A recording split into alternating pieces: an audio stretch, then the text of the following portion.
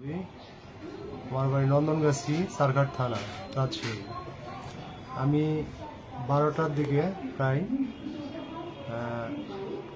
মার্কেটের সামনে, নাটোরের কি মার্কেট, রব্য সুপার মার্কেটের সামনে মোটরসাইকেল নিয়ে এসে থামি। মোটরসাইকেলের পিছনে আমার ব্যাগ ছিল, আমার পিঠে ব্যাগ ছিল, ব্যাগের ভিতরে টাকা ছিল 75,000, একটা 10,000 টাকার ফাইল আর একটা 65,000 টাকার ফাইল।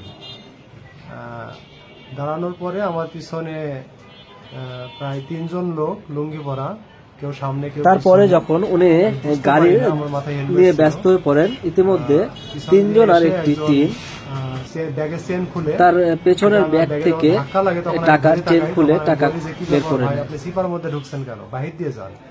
তো এই বলার পরে সে চলে যায়। তো আমি বুঝতে পারি না যে আসলে আমার ব্যাগের চেন খুলেছে। পরবর্তীতে ভিডিও ফুটেজে আমি এগুলো দেখি যে সে তখন ব্যাগের চেন খুলে রেখে গেছে, আর বাকি যে 2 জন ছিল সেই 2 জন এসে আমার টাকাগুলো বের করে গেছে।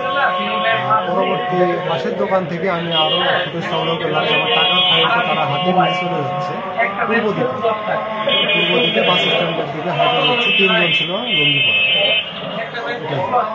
তারা যেটি করছে জি, আমি থানায় অভিযোগ দিয়েছি, সঙ্গে সঙ্গে সদর থানায় অভিযোগ দিয়েছি, ওনারা ব্যবস্থা নিতে বলেছে।